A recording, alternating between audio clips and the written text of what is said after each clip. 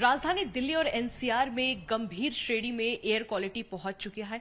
इस वक्त अगर बात करें तो कुछ इलाके ऐसे हैं जहां पर 1000 तक भी AQI दर्ज किया जा रहा है, लेकिन अब कई रिपोर्ट्स आ रहे हैं जहां पर बच्चों पर इसका बुरा प्रभाव पड़ रहा है। इस पर ज्यादा बातचीत करने के लिए इस वक्त हमारी मौजूदगी दिल्ली के एम्स अस्पताल में है और पीडियाट्रिक डिपार्टमेंट के हेड प्रोफेसर SK काबरा हमारे साथ मौजूद हैं।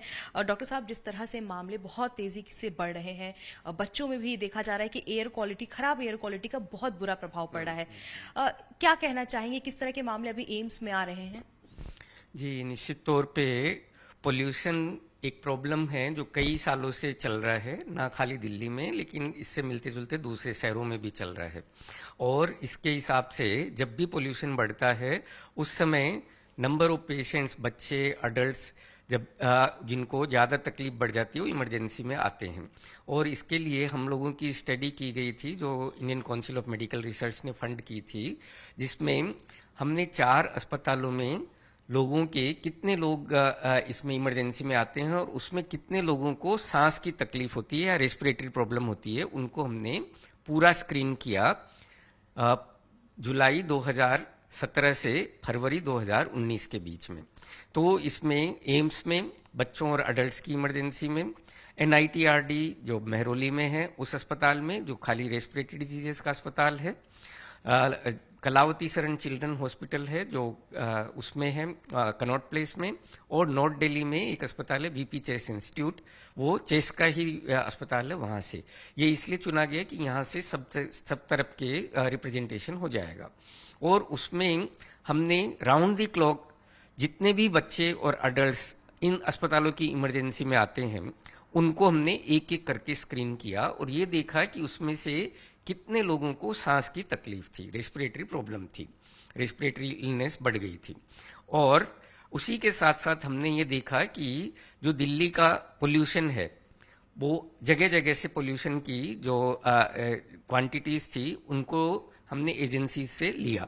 तो हमारे पास ये लगभग 2 साल का डेटा था जिसमें रोज कितने मरीज आते, उसमें रेस्पिरेटरी कितने होते हैं बच्चे और अडल्ट्स में, और हमारे पास ये भी डेटा था कि पोल्यूशन किस तरह से चेंज हो रहा है।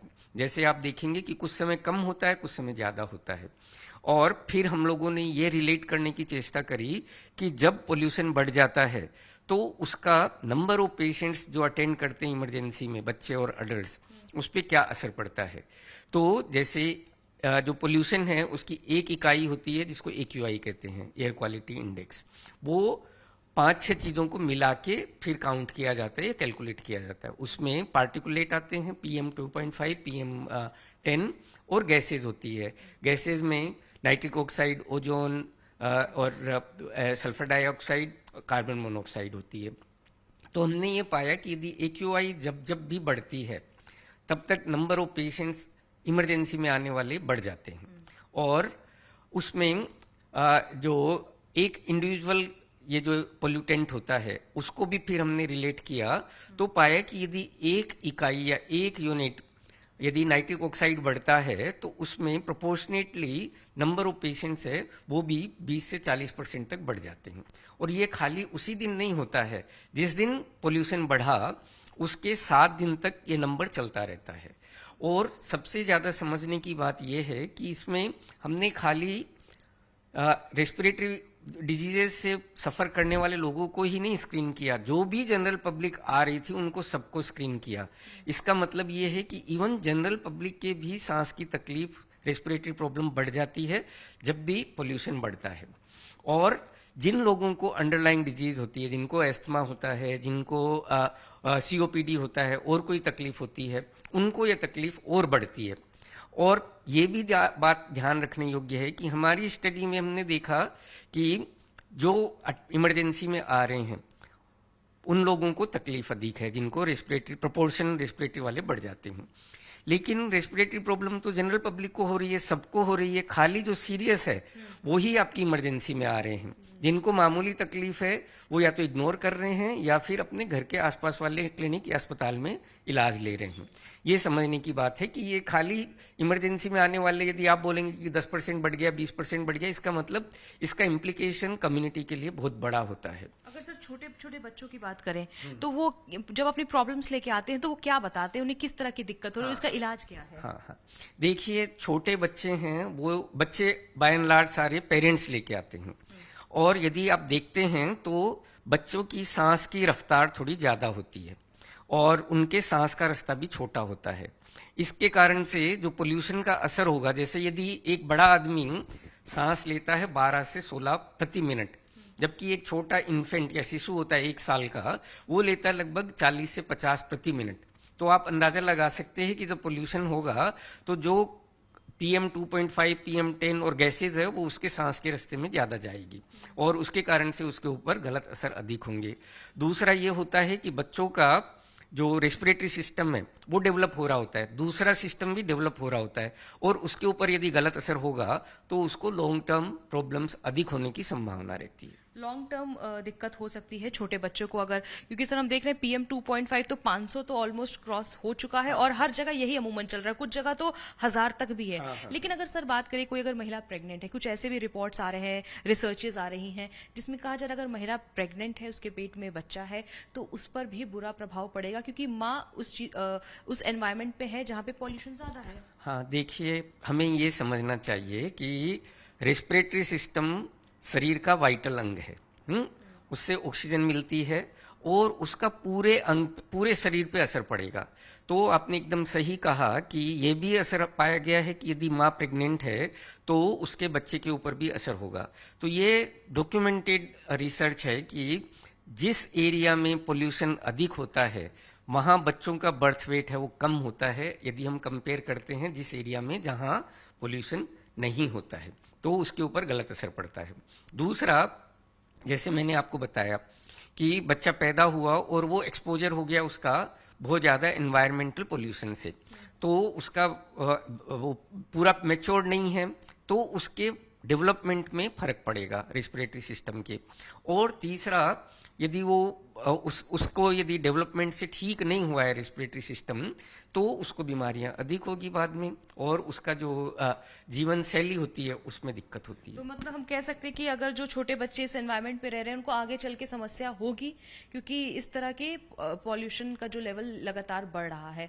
अगर सर बच्चे आते होंगे सांस की प्रॉब्लम लेके तो उसमें आप लोग किस तरह की हिदायत देते हैं या कोई दवाइयां या फिर कुछ एक्सरसाइजेस क्या आप सलाह देते हैं? क्योंकि ऐसे एटमॉस्फेयर में बाहर नहीं जा सकते। जैसे एक तकलीफ है कि अक्यूट प्रॉब्लम हो गई जिसके लिए उसको इमरजेंसी में आना पड़ा, सडनली उसको तकलीफ हो गई, तो उसका तो जो ट्रीटमेंट प्रोटोकॉल है वो देते हैं कि उसको ऑक्सीजन देना पड़ सकता है, ब्रोंकोडायलेटर्स देते हैं, IV फ्लूइड की जरूरी होती तो वो देते हैं, और यदि लगता है कि इन्फेक्शन है तो एंटीबायोटिक चलती है। लेकिन हम लोगों का ये रहता है कि हम पेरेंट्स को समझाएं कि किस तरीके से वो अपने बच्चों को बचाएं। जैसे जिनको एस्थमा है, जिनको COPD है, उनको हम समझाने की चेष्टा करते हैं कि कैसे अपने आप को इस पोल्यूशन से बचा सकते हैं। तो सबसे पहली बात होती है हमें ये ज्ञान होना चाहिए कि एक होता है इंडोर पोल्यूशन, एक होता है आउटडोर पोल्यूशन। आउटडोर पोल्यूशन के बारे में हर कोई जानता है, बातचीत करता है। इंडोर पोल्यूशन को भी जानना अति आवश्यक है। वो उसके कंट्रीब्यूशन के किस किस से होता है? कोई बीड़ी सिगरेट पीता है, यदि माँ बच्चे का खाना उसी कमरे में बना रही है जिसमें वो रह रहे हैं, और यदि वो कोयला जला रही है, लकड़ी जला रही है, केरोसिन जला रही है, तो उससे पोल्यूशन ज्यादा होगा, PM 2.5, PM 10 as well as gases. और यदि कमरे में खिड़की नहीं है, आप सोच सकते हैं कि दिल्ली जैसे शहर में जहां काफी प्रोपोर्शन हमारी आबादी है वो झुग्गियों में रहती है, एक कमरे के घर में रहती है, तो उसका जो पोल्यूशन होता है, घर में उसी में खाना बना रहे हैं, उसी में बीड़ी सिगरेट भी पी रहे हैं, तो बच्चे पे और माँ पे सबसे ज्यादा असर होता है, उनकी सांस की तकलीफ अधिक होती है। और सर अगर बच्चा पेट में है तो उस दौरान उस पे क्या क्या इफेक्ट पड़ता है? यही असर पड़ेगा, जैसे मैंने बताया, यदि एनवायरमेंटल पोल्यूशन का मदर पे असर पड़ेगा तो बच्चे के ऊपर और मदर की सेहत के ऊपर भी असर पड़ेगा। तो अब हम उनसे कैसे बच सकते, कम कर सकते हैं कि पहली बात यह है कि कोई भी बीड़ी सिगरेट नहीं पिए घर में। दूसरा ये है कि घर के जिस कमरे में रहते हैं उसमें खाना कम से कम बनाने की चेष्टा करें, बाहर करें, जहां तक संभव हो गैस का प्रयोग करें, बायोमास जैसे कोयला, लकड़ी या केरोसिन का कम से कम करें। तीसरा ये है कि यदि खिड़की है, यदि संभव ही नहीं है कि बाहर खाना बना सकते हैं तो वहीं बनेगा, तो खिड़की विड़की खोल के रखें। और ये तो हुआ इंडोर पोल्यूशन को कम करने का। अब हम कैसे कंट्रीब्यूट कर सकते हैं पोल्यूशन को कम करने के लिए, तो आउटडोर पोल्यूशन के लिए तो एक है कि हम जो जनरेटर होता है वो ना चलाएं, जितना कम हो सके अपने व्हीकल्स को यूज करें, जो पत्ते इकट्ठे हो गए हैं उनको नहीं जलाएं, और फिर सरकार के ऊपर है कि जो लेजिस्लेशन ऑलरेडी है उनको इम्प्लीमेंट अच्छी तरह करें। और इससे भी ज्यादा मैं ये हाईलाइट करना चाहूंगा कि अभी आप लोग, प्रेस वाले, जनरल पब्लिक सारे परेशान हैं, लेकिन हमें ये ध्यान होना चाहिए कि दिल्ली में ये कोई एक टाइम का पोल्यूशन नहीं है, पूरे साल ऐसे ही चलता है, कभी कम कभी ज्यादा। और ये इम्पोर्टेंट है कि अभी हम अल्लाह गुल्ला करेंगे, कुछ काम करेंगे तो वो हमारे अगले साल भी वैसे ही रहेगा, उसके अगले साल भी वैसे ही रहेगा। इसलिए हमारे जो पॉलिसी मेकर्स है, हर इंडिविजुअल को पूरी तरीके से इसमें अपना योगदान देना चाहिए कि सहयोग करना चाहिए। हाँ, short term as well as long term planning करने की जरूरी है, जो थ्रू आउट ईयर काम करे, रादर देन कि अभी बहुत ज्यादा बढ़ गया, अभी हमने अल्लाह कर दिया, वो व्हीकल बंद कर दिए, स्कूल बंद कर दी, उससे काम नहीं होगा। शॉर्ट टर्म के लिए क्या करना है, लॉन्ग टर्म के लिए क्या करना है, इसकी प्लानिंग करनी चाहिए सरकार को। सर, एक आखिरी सवाल है, अगर एम्स की अभी बात करें, फिलहाल किस तरह से कितने % जो मामले हैं वो बढ़े हैं? देखिए, मैं अभी ये नहीं कह सकता कि कितने % बढ़े हैं, मैं आंकड़ा नहीं दे सकता, लेकिन ये हमारा इम्प्रेशन है, सब्जेक्टिव इम्प्रेशन है कि अभी निश्चित तौर पे सांस की तकलीफ वाले लोग ज्यादा आ रहे हैं इमरजेंसी में और ओपीडी में।